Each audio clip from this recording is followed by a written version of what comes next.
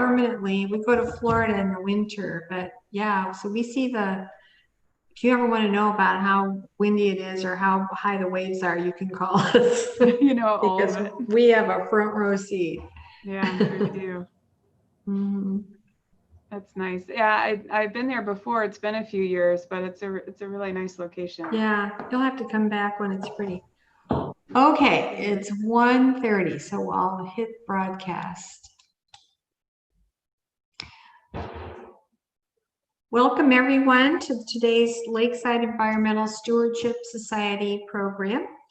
I'd like to take a few minutes before we start our program to talk about LESS, which we call the society.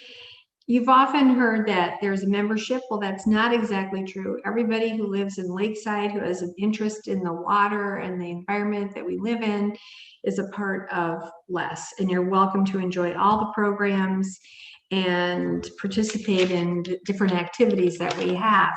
And I thought I'd name just a few of the accomplishments that the group has made over the years. One of them is the recycling at curbside. Everybody has a blue bin and uses it, and Les brought that to our community. And you also see the blue bins around the community where you can recycle your plastic bottles and so forth. Those were brought to you by Les. The community garden is something else that was started by the organization, and also the hazardous waste disposal, which happens over Labor Day weekend. And the tree advisory committee, which is very visible and important to the canopy of Lakeside, that's been a part of LESS as well. So today, before we start our presentation, I wanted to mention that there are two more programs that are coming up in August 5th and 12th. So put those on your calendar and join us. Today's program is presented by Dr. Laura Johnson, who's the director of the National Center for Water Quality Research. That's kind of a mouthful. And she's with Heidelberg University. And she focuses her research on watershed export and riverine dynamics of phosphorus, nitrogen, and sediments. And I want to tell you a little bit about I'm sure Laura will tell you more about this, but the National Center for Water Quality and Research was started almost 50 years ago under a different name. And it's been studying Lake Erie for the last 40 years. So that's very important to us. And we're very fortunate to have this center looking after Lake Erie. It supports the sustainable use of soil and water resources and helps protect human health and aquatic resources. So with that, I'd like you to meet Dr. Laura Johnson. Thank you very much for joining us. Well, thank you for having me, and give me 1 second while I share my screen. There we go. How's that look? You see everything all right? I'm assuming that you'll let me know otherwise. Okay, so yeah, I have a little bit of a mouthful for a for a center name, right? National Center for Water Quality Research. I should mention we're located in Tiffin, Ohio, so you know, it's not all that far from where you guys are, unless you're virtual. And then I have no idea where you are. You could be much farther away. So today what I want to talk about are how some of the tributaries that go into Lake Erie influence the harmful algal blooms, which leads up to how we end up forecasting bloom size, which we just had that forecast happen recently. So you're going to get like hot off the presses information here. All right, let's see here. There we go. But before I do that, I just want to briefly review what harmful algal blooms are, because not everything that's green is necessarily harmful. So harmful algal blooms, this is a picture of the Lake Erie bloom in 2019. And you can see that, you know, it covered much of the Western Basin. This is the Maumee Bay State Park and parts of Ottawa National Wildlife Refuge. So if you went to Maumee Bay State Park on this day, I have a little zoom in as to what the water actually looked like at the beach. And you can see it's really green and fairly scummy. Typically, when we think of a harmful algal bloom, we think of something that's producing a toxin or something that's going to be harmful to human health, or sometimes even other organisms, right? Mammals or your pets even. In this case for Lake Erie, typically what's growing is a type of cyanobacteria. It's called microcystis, and it produces a toxin called microcystin. So algal blooms tend to form if they have 3 conditions met. So they need to have a lot of light. Clearly it's green, so photosynthesizing needs to have light. Warm temperatures, so blooms don't actually form until the water temperature is usually above 70, 72 degrees. And then plenty of nutrients, so the nitrogen and phosphorus, the types of things that we need to be able to grow, that we need to add to our lawns or to our farm fields in order to grow anything there. While this stuff can run off and also grow algae and cyanobacteria and downstream receiving water bodies. Light and warm temperatures are one of those things we can't really control. And so at the water quality lab, as we like to call it at Heidelberg, we tend to deal with the nutrients. And I'll mention in Lake Erie specifically, I'm going to talk a lot about phosphorus. I'll show some nitrogen. Both are important, but phosphorus is the thing that tends to be the limiting factor when it comes to these blooms. So algal blooms are not new to Lake Erie. They're actually quite prevalent in the 60s and 70s, back when Lake Erie was considered to be the dead lake. And this is a picture actually from 1971 of the former director of Ohio Sea Grant and Ohio State Stone Lab, Jeff Reuter's hand in a bloom in Put-in Bay. So you can see that that's pretty nasty, right? It's been around for a while. But due to a lot of efforts to clean up basically sewage effluent at that time, because that was the big cause of these blooms, we saw the blooms basically go away into the mid 90s. And the lake was really beautiful throughout the 90s, not a whole lot of blooms. But then they returned in the early 2000s, and boy, did they return. In 2011, you can see the picture of the bloom here with a dinghy basically going through all of that scum. They can get quite large. But this figure I'm showing you here, showing this algal biomass over time, it ends in 2011. So if we zoom in into the 2000s, what we've been able to do since 2002, well, I should say NOAA's been able to do, is give a bloom severity index using this satellite imagery data, looking at a large scale. And what you can see is that since 2008, we've had some really, really large blooms almost every year. This culminated in 2014 in the Toledo drinking water crisis, when microcystin that was produced in the lake ended up in the finished drinking water, meaning that it would be in your glass of water if you pulled it from the tap, which led to a drinking water ban for a few days until those levels returned back down to acceptable limits. So that's your overview of blooms. You know, Lake Erie is an interesting member of the Great Lakes. It's the shallowest and the southernmost. This is a figure showing the maps of all the Great Lakes. You can see Lake Erie down here towards the bottom, and these warm colors indicate shallow areas. So Lake Erie is especially susceptible to blooms in part because of this. Shallow water tends to mean warmer water. Southernmost tends to mean warmer water as well. And then if we look more specifically at Lake Erie, what you can see is that throughout the basins, the depth is also variable. It's most shallow in the western basin where the blooms tend to form. It gets a little bit deeper in the central basin, and then super deep in the eastern basin. Okay, so not only are we saying that Lake Erie itself is susceptible, but the western basin of Lake Erie is especially susceptible to harmful algal blooms because of how shallow it is and how easy it is for it to get warm. And you can see that here. So this is the peak. This is that satellite image that NOAA produces. These dark red colors mean there's a lot of concentration of bloom there. And these are those peak bloom sizes from 2002 to 2019. And so you can see here that those blooms are forming in the western basin of Lake Erie. Sometimes you can see them get so big and they move over into the central basin. 2012, I'm hoping you can see my mouse cursor here, but 2012 was one of those years where the bloom formed in the western basin and sort of made its way over all the way to Cleveland. 2015 was about the same, but in all regards, these blooms are actually forming here in Maumee Bay, just about. So aside from being warm and shallow and south, Lake Erie is also susceptible to having more nutrient enrichment. And this is because of higher amounts of human activity in the watershed.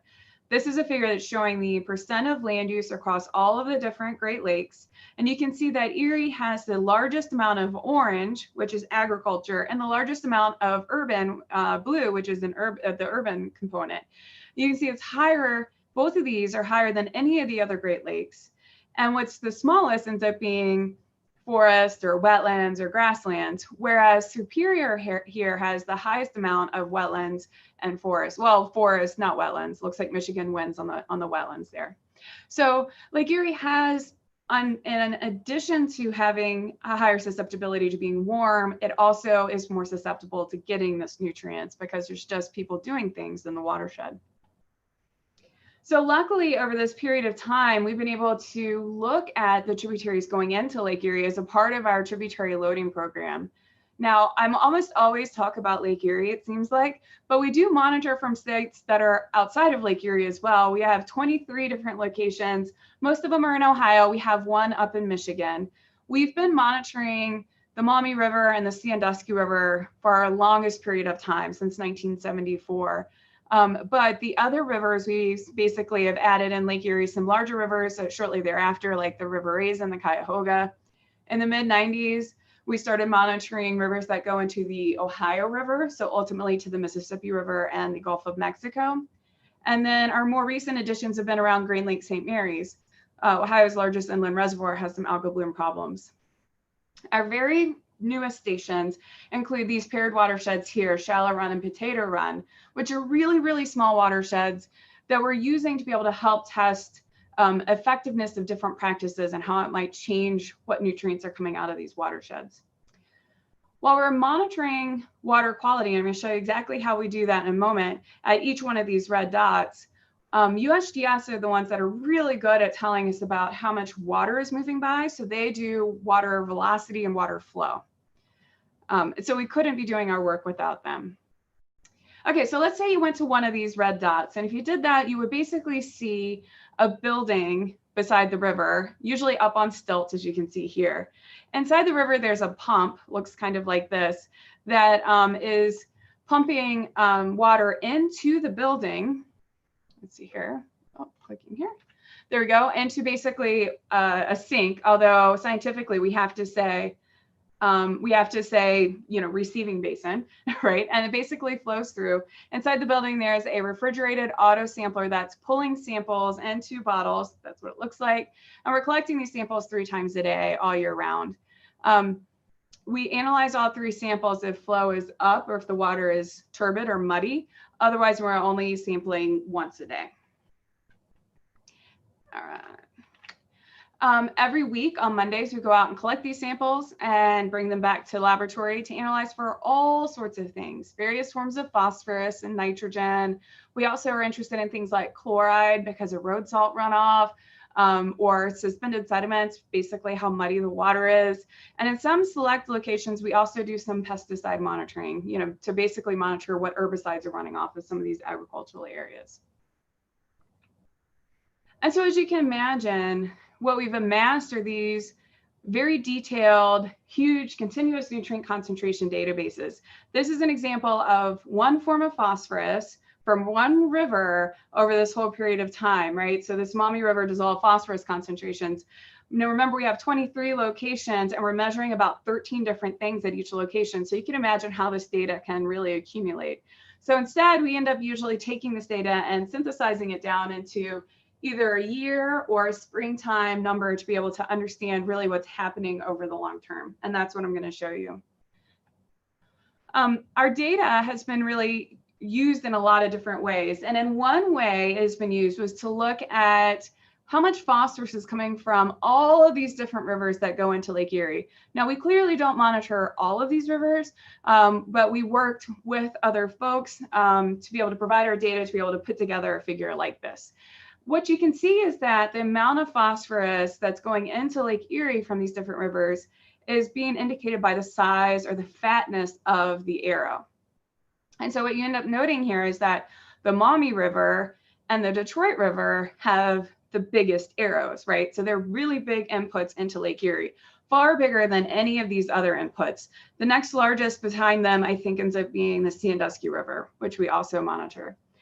Now, this is intriguing because the Detroit River actually is bringing water in from Lake Huron and the upper Great Lakes. And so it's bringing in 95% of the water that goes into the Western Basin. But you can see it has a slightly lower amount of phosphorus loading than the Maumee River, which is only bringing in about 5% of the water into the Western Basin.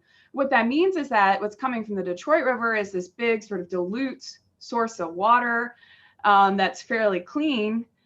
But then what's coming in from the Maumee River is actually a very small amount of very concentrated nitrogen and phosphorus. So what I want to focus on is what's going on in the Maumee River, since that's the largest input, but I will compare it to some of these other watersheds in a moment. So let's look at these long-term trends. I'm first going to start with nitrate nitrogen, because we never really talk about nitrogen. I want to make sure you guys all understand why. Part of the reason that is. And so what I have here, this is the annual concentrations. Each dot is a specific year, but the line is essentially a running average. So we're taking an average over 5 years and sort of moving that window around so that you can see what the long-term trends are a little bit better. And I put on the bottom here, this is our entire period of record, but I want you to remember that early in our period of record, there were blooms. In the middle, they had disappeared. And then at the end here, they have returned. And so what you can see for nitrate nitrogen and the Maumee River is that it changes basically exactly opposite of what we would think to see if nitrate nitrogen was probably the major culprit for causing these blooms. We tend to see higher concentrations in the 90s and slightly lower in the 70s and in the earlier, in these later 2000s. So nitrate nitrogen is high, and it's likely contributing to these blooms. We know it because the microcystis that's growing right now needs nitrogen to be able to grow. But the trends in nitrogen are likely not the cause of the blooms. They're not controlling bloom size at this time. The other thing we can look at is particulate phosphorus. And basically what this is particulate phosphorus is that phosphorus that's attached to sediment. If we take this muddy water sample and we filter it through a piece of filter paper, it's all the particles that then would be trapped on that filter, right? And would it make it through? So that's the particulate phosphorus. And you see that particulate phosphorus dropped from the 70s to about the end of the 90s here, and has since remained more or less stable. This drop in total particulate phosphorus is not a surprise, because this occurred because of all of the efforts to control soil erosion in agricultural land. So there was a big effort in the 80s to say, hey, we got to keep our farm fields and not in the rivers and ultimately Lake Erie. And that by and large worked. You can see we're averaging about half of where we were before. So we're around 0.25. Originally, in the earlier period of record, it was somewhere around 0.5 milligrams per liter. Again, these patterns, these trends in particulate phosphorus don't line up well with our observations in the lake. So then we have dissolved reactive phosphorus, or dissolved phosphorus is how I usually refer to this. And this is the basically anything that was in that water sample that made it through the filter and is left still in the water after you cleaned all that mud out of it, right? This tends to be the sugar of the phosphorus world. It's really easy for algae to use. And what you can see here in our trends is that the concentrations of dissolved phosphorus tended to be the lowest in the 80s and 90s when we didn't really have blooms.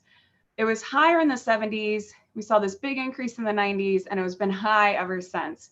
And so really, we look to dissolved phosphorus as one of the major culprits in the return of blooms to Lake Erie, because of how well, just simply looking at our historical data record can tell us that, you know, how well it corresponds to bloom size here.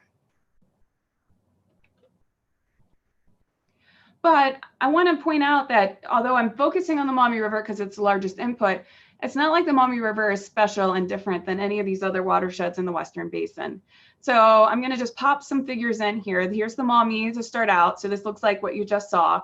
What I have in parentheses is the percent of agriculture, row crop agriculture in the watershed upstream of where we monitor.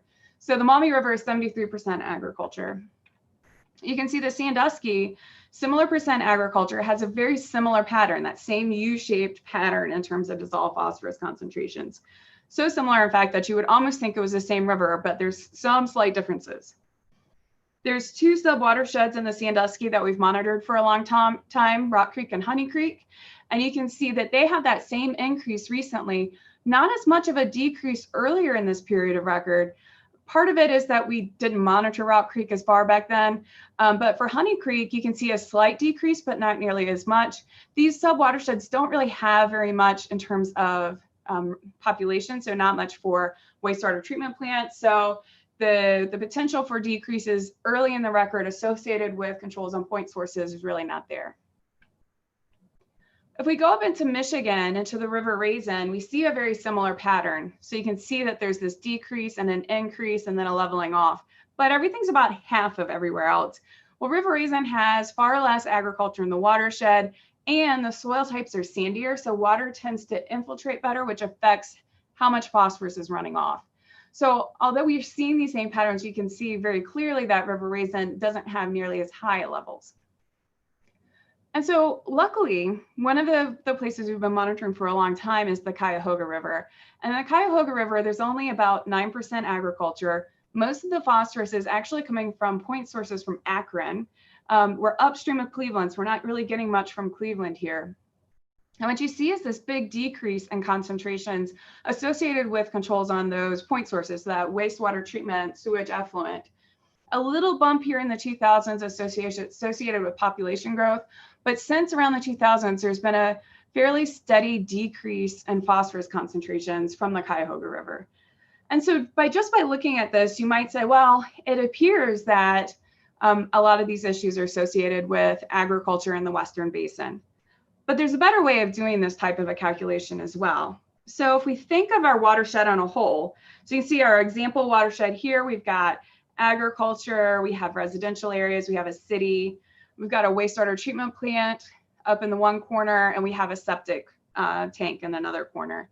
So if we're monitoring down here at the end of the watershed, then really we're reflecting all of these different things coming in.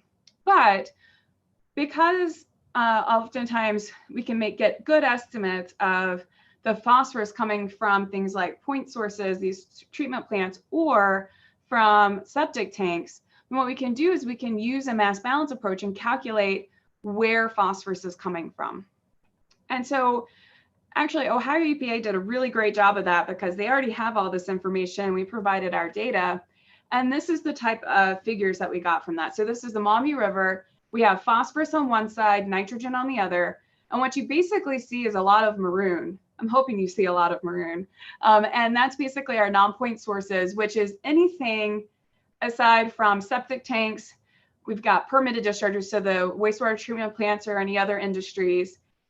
These permitted discharges, for those of you who think about this a lot, also include combined sewer overflows, those instances where if we have a lot of runoff in our cities and our storm drains, where we end up having basically raw untreated sewage mixing with that and being entering into our rivers. So you can see that these non-point sources are 88 to 89% of the mass balance of the Maumee River. So that's telling us a lot. That combined with the fact that the general landscape of the Maumee River is very agricultural, that's where this tends to be attributed to, this land runoff tends to be attributed to agriculture. But I've been showing you a lot of things over the years. What we also have learned recently is that the timing of dissolved phosphorus matters. When that phosphorus is coming in plays a huge role in terms of bloom size. And we learned a lot about this when we compared 2011 to 2012. In 2011, we had a very large bloom. I already showed you an image of that going all the way over to Cleveland. 2012 was really small, barely left the Maumee Bay area. And you can see that here in our bloom severity index, we went from very high to very low. But if you looked at our over the whole year loads, our annual loads of phosphorus in orange, or the streamflow water volume in blue, 2011 to 2012 were almost identical. The difference was in the timing of when those loads and when those flows occurred. And so what we learned from this is that it was actually March through July that was the most important time period for bloom size. And you can see that reflected here, where we went from really high loading in March through July in 2011. 2012, the spring and summer was basically a drought.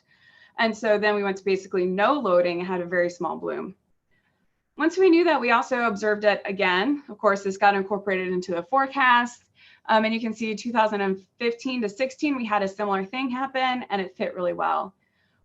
You should be thinking to yourselves right now, like, this is not really how you do science. How you should do science is a little bit more technical than that. And so you can see that here where we have that bloom severity index versus our March through July loading here, and how closely related those two are. This is ranging from that 2012 to that 2015, so very low to very high. So let's talk about the past couple of years, because there's been some interesting things, and then I want to tell you about what's going on this year. In 2019, you can see I've added 2019 here to the end. Our stream flow discharges were very high. You can see they're about the third highest of, actually it goes back all the way to our whole period of record before 2011 even. But dissolved phosphorus loads here in orange were not quite as high, not as high as you would expect given how much water we had. They were actually about 30% lower. We would have expected in 2019 to have a load up here similar to 2011. So we had this slightly lower dissolved phosphorus load, but luckily the forecast was biased towards dissolved phosphorus and away from particulates.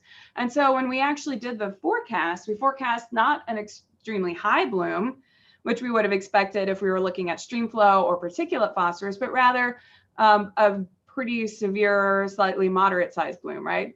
7.5 was our forecast, and what we observed was a 7.3.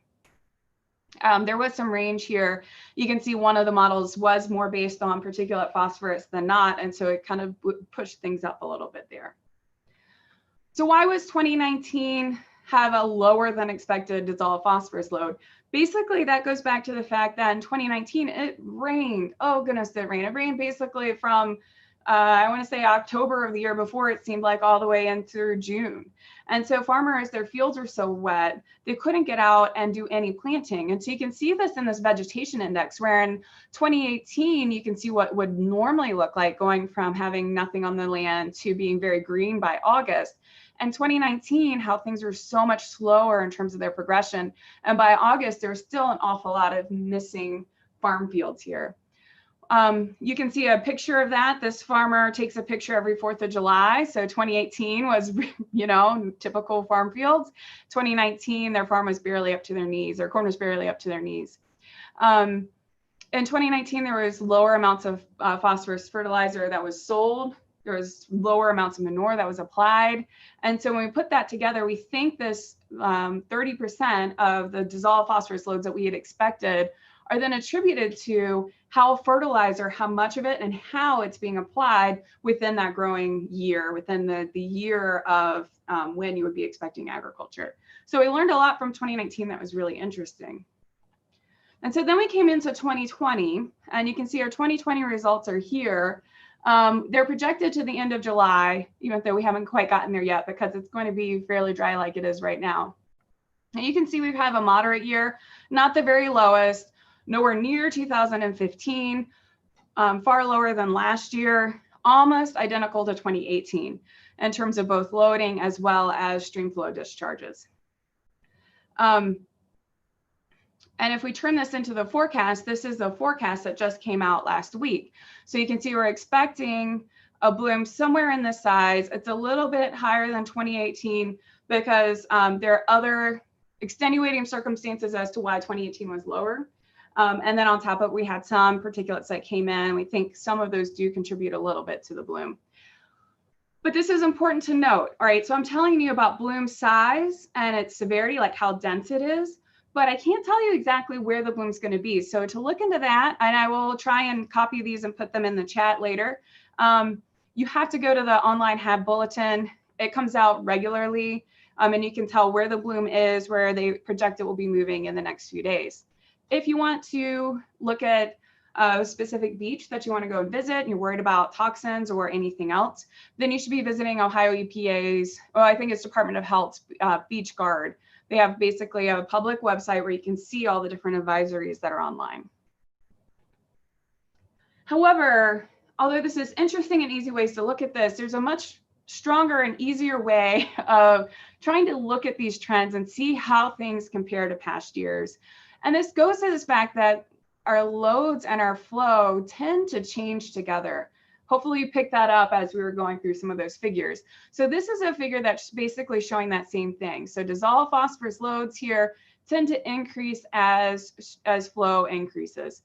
Not a surprise.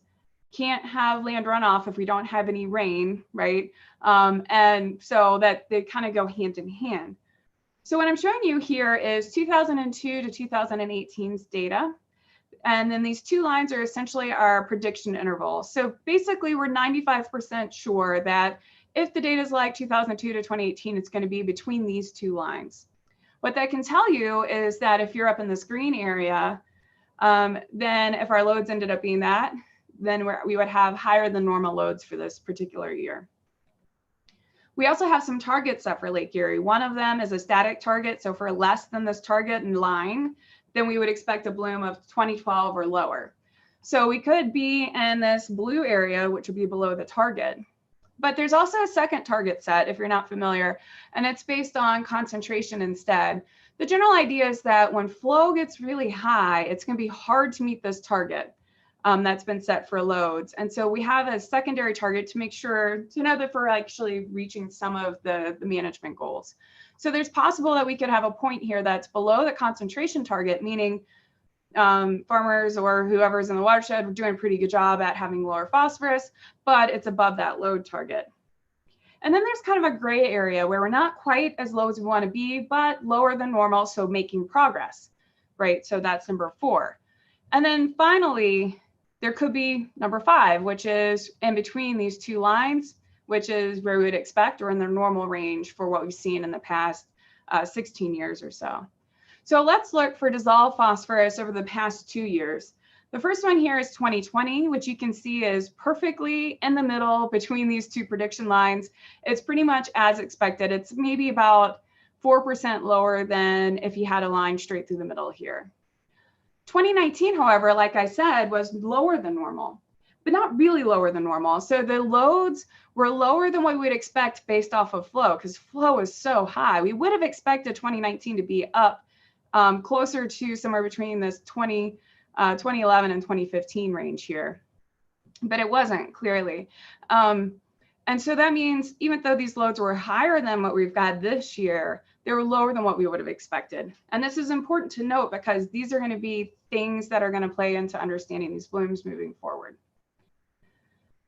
Total particulate phosphorus here, you can see 2020 is actually higher than normal. Isn't that weird? So we have phosphorus that, it's not the highest load we've ever gotten, but it's higher than what we would expect. What I've learned from this year is that over last year with all that unplanted area, there was a lot of tilling going on to deal with weed control and also other issues in farm fields. And we think that this higher phosphorus, particulate phosphorus, is reflecting some of that land management change in response to such a strange year that we had in 2019. 2019's total particulate phosphorus was right in the normal range. As you can see, it's in this white area. So because of that, when we think about what we feel is going to have the biggest effect on blooms, we're still biased towards dissolved reactive phosphorus for a couple of reasons. First of all, 2019 was so high in particulate phosphorus. If it was all particulate phosphorus, we would have had a big bloom. Similarly, this year we saw another divergence in terms of 2020 being higher than normal, right? And so we should have had a larger bloom than we would be forecasting a larger bloom if we were thinking it was total particulate phosphorus. So because of this, because we think that we're worried about dissolved phosphorus tends to be something that we have to deal with through nutrient management.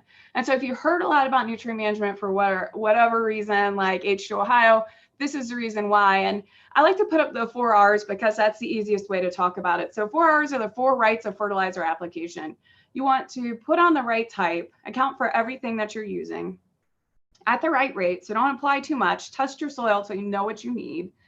Put it on at the right time, so not before a rainfall event or on snow-covered or frozen grounds, and put it in the right place. And this is somewhat nuanced, it sounds like, but what research has been slowly showing is that if we can get phosphorus fertilizers off the surface, injected into the soil or strip tilled into the soil more, then we tend to see less runoff of that dissolved phosphorus.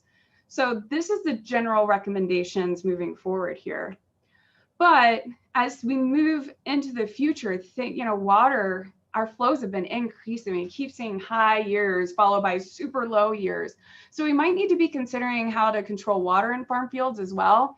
One example here is through controlled drainage, which is basically controlling the water that's coming out of subsurface tile drainage, right? So those are the drains that lower the water table so we can have farming. Well, let's put a control structure on there so we can raise that water table and actually hold some of that water in the field. The other thing is using things like cover crops to improve the quality of the soil, make it more like potting soil so it holds on to water rather than like the super heavy clay, almost brick-like soil that we tend to have over here. But on top of it, those alone are not enough. We still have to keep this for our nutrient management focus, but this is the overriding thing, even when we're doing these other practices. So with that, I can have lots of time for questions, it appears. I wanted to just put up a bunch of logos. We get support from all kinds of places for both our tributary monitoring program, as well as any of our special research projects. We're trying to delve into various different questions, like where is fertilizer being applied?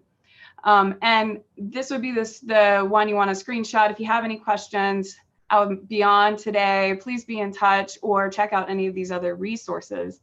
And with that, I'm going to check out the Q&A and see if there's anything in the chat, if that works.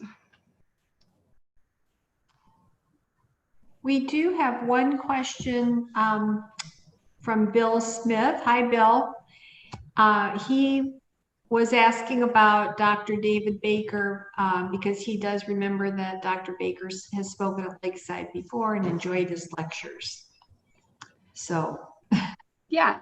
So Dave is still around. He's still writing papers. He's just mostly retired now, so he doesn't come into the office as much anymore, and he doesn't do as much outreach. But he's been doing really well. Actually, we're going to have a meeting on Friday.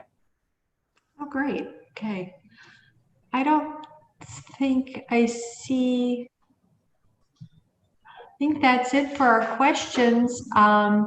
If you have anything else for Dr. Johnson, please, feel free to reach out to her at the information she has given us. And before we close today, I would like to mention that we have a group of volunteers who are going to meet at the entrance to the dock on Wednesday mornings at 9 o'clock to walk along the waterfront and collect any water bottles, any debris we find, along there. So families, our teens, adults, all ages are invited to join the group. So with that, thank you, Dr. Johnson, for joining us today. It was really interesting. Thank you. There are a few more questions if you want me to address them. Sure, I didn't see those. I'll stop my share real quick. Okay. Just because one just popped up as well. So I just thought I would run through some of these. Most of them are from Bill Smith. So it looks like he thinks about this topic a lot. If that's okay to answer those. Do we have time? Oh, absolutely. Okay. Go right ahead. Great. Yeah. Well, so the one question was about, it was about the 30% lower dissolved phosphorus loads. And so basically, when we get loading at the end of a watershed, it's really hard to tell exactly where that phosphorus came from. It can come from lots of different places. And one of the things we've been grappling with for a really long time is how much phosphorus, and when we measure it, is coming from something that's been recently applied, let's say in the past year, or something that was applied maybe 15 years ago, right? Or fields that have over application from 15 years ago. And so what I was saying with the 30% lower than expected dissolved phosphorus load is that indicates to me that of our total loading, about 30% of that is associated with that recent application. Doesn't mean it's like all of it's running off, because we have far, far lower loads than what's being applied. Our soils are really sticky when it comes to phosphorus. But rather, what I'm saying is that recently applied phosphorus is playing, some portion of a role. You can flip it around and say, well, that would imply that 70% of that phosphorus loading is coming from something from more than a year old, some sort of application that was happening a while ago. And so what that means is that we're going to have some patience when it comes to trying to look for these reductions, because, you know, if it's that old, it could have built up. It takes time for the phosphorus that can build up in soils to come back down.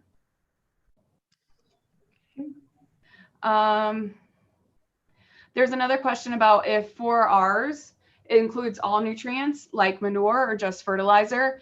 And, you know, 4Rs, that program is being promoted primarily through the fertilizer industries. And so typically you think of that as commercial fertilizers, not manure. However, in terms of nutrient management, using it in that framework, it does include manure. And one of the sources is saying, we have to decide how much you apply based off of how much manure you applied and the nutrients associated with that. Do I know what fraction of land area is with controlled drainage? Very low amount of land area is actually with controlled drainage. Although there's a lot of subsurface drainage throughout the whole watershed. In some cases, controlled drainage has limited efficacy. If there's a little bit more slope, it can't hold water back very far because it just basically ends up at a hill. And if it's too flat, then it doesn't have enough slope to be able to actually hold water back either. So if you're somewhere in between, sometimes they don't work. They're also a bit expensive and hard to manage. So they're increasing in numbers, but I would say probably maybe 5 to 10% of the land area. Dana Smith asked about organic farms and if that's been helping. I don't know the answer to that. I haven't seen a lot of studies on organic farms in the Western Lake Erie Basin, and if there's enough of them. You know, most people are still using glyphosate and that sort of thing for corn and soybean. But that's an interesting question and something that would be useful to look into. Oh, here we go. And then John says 2 questions. How variable is microcystin toxin in the water? Also a question about E. coli. Basically, if a sample is taken on a beach, how far away can you infer those test results? So microcystin toxins are actually incredibly variable in the water. It's oftentimes exactly where a bloom is can move around through, like, across all of the basic water areas. But then if you also think about looking down into the water column, microcystis likes to sit on the surface. They have these gas vacuoles, essentially, like basically gas bubbles inside their cells. So they can sit on the surface and create these gross scums, which is what you usually think of when you think of microcystis. In those scums, the toxins can be incredibly high. When you take a sample, usually you take a sample of some depth, and it's not just that very top little bit. And because of that, then the concentration they assume it would be mixed is not quite so high. There is a lot of active research in the lake community trying to figure out how do you monitor those scums in a representative way, and in the same way across all of the different groups that are monitoring it. And that's really tricky.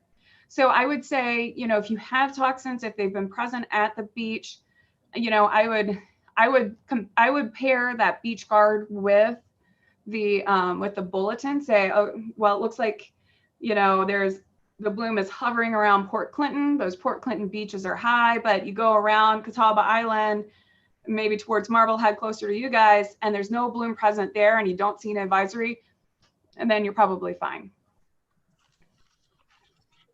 How could microcystin levels be monitored at lakesides beaches? You'd probably have to ask Ohio EPA or possibly Ohio State Stone Lab, because they're fairly close to you guys, and they monitor toxins that Ohio EPA is actually able to use as well. All right. And then the final comment, I just have one more unless any others have popped up on your end there, Sally. Oh yeah, there you go. You went on to, and that is basically a comment about dissolved phosphorus and relative to runoff. And I think that's a really good comment to bring up. And so the idea is that, you know, we talk about this runoff, and oftentimes what you end up hearing and thinking is that there's sort of this vast irresponsibility and over application of phosphorus over these vast areas, and all this phosphorus is running off. But in reality, what we have to remember is that I started the talk talking about how susceptible Lake Erie is to blooms for a reason. And that's because our levels that we see coming out of, say, the Maumee River are not extraordinarily high. If you go to other places where people have really big problems with runoff, especially phosphorus, it's usually far higher than what we see. And if you actually look at the amount of phosphorus that's applied in a given year, usually somewhere between 1% to 5% of it might be running off. So I would wager a guess that if you're running any group and you're like, oh, I am 99% efficient with everything we're doing, you'd be like really pleased with that. But that's just enough to give us the issues that we have in Lake Erie. So phosphorus, as is mentioned here, is very sticky. It doesn't like to move. That's why we think it's a surface phenomenon, that there's some accumulation on the surface, and then there's the little bits that are leaking out, and that it's not this huge runoff issue. Places that have that issue are like Grand Lake, St. Mary's, where there's been a huge accumulation of phosphorus in the soil. Oh goodness, here we go. Here's some more. Great. There's another question. Do we know how long the legacy of phosphorus loads in the lake last? So if phosphorus inputs were basically reduced to zero, how long would it take for blooms to stop? And that's a great question.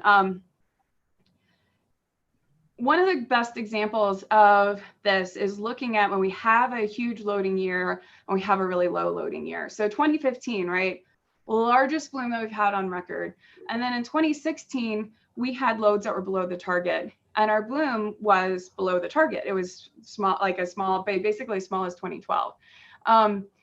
So nonetheless, that indicates that there's not enough internal loading in the lake, like in the lake bed sediments, that could support a bloom.